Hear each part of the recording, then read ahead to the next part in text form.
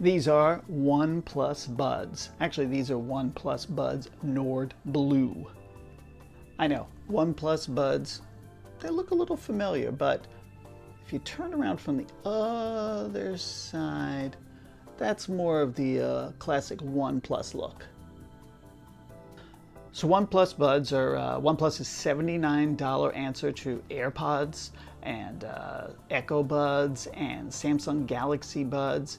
And just like them, they come in a rechargeable, a charging case, and they have decent battery life and good sound. OnePlus Buds come in 3 colors. They come in white, Nord Blue, and gray, which is not depicted here. But in the US, you're only going to have access to white or gray. With the case, you get about 30 hours of battery life. So there's 7 hours of charge here, about 23 hours of charge here, and in my tests, that pretty much held up.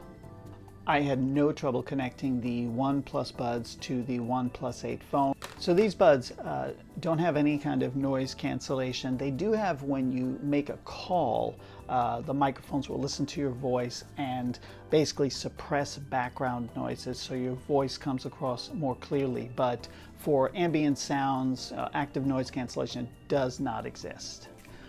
So there is a little bit of gesture control on the back of the OnePlus Buds, so you can tap it to skip to the next song. With the software update that's coming a little later on OnePlus 7 and OnePlus 8 phones, you will get the ability to answer and hang up phone calls. And you will also get Dolby Atmos support, which is not in here right now.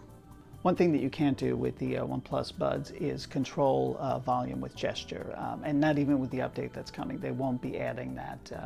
And I think part of this has to do with keeping the price reasonable, so there isn't a lot of sensitivity on the gesture other than basically taps.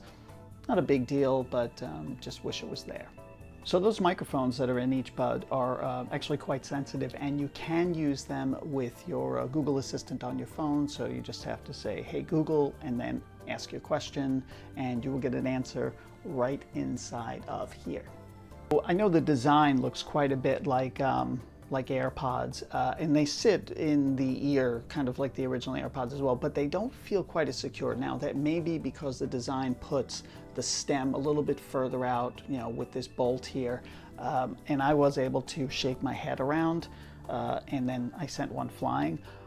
But that didn't happen often, and in fact, generally, they seem to stay in the ear pretty well, even though they don't feel super secure. And it just may be a little bit of the design. I almost wish they had a little, like, option of putting a little rubber covering on the outside of them. But generally, it doesn't, the way they fit does not impact sound quality at all. Head-filling sound, we have decent highs. The bass is, you know, what you get from non-sealed in-ear buds. It's okay. It's not amazing. Obviously, we don't have surround sound yet because we don't have Dolby Atmos support yet. But generally, the experience is actually really good.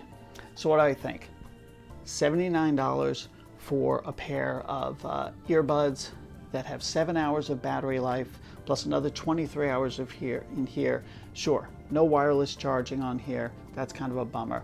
But they do have splash protection. You know, they're IP4X rated, so if you sweat on them, they're not going to malfunction. That's kind of nice. I maybe wish the design wasn't quite so AirPod-esque, but they're still pretty good. I like them.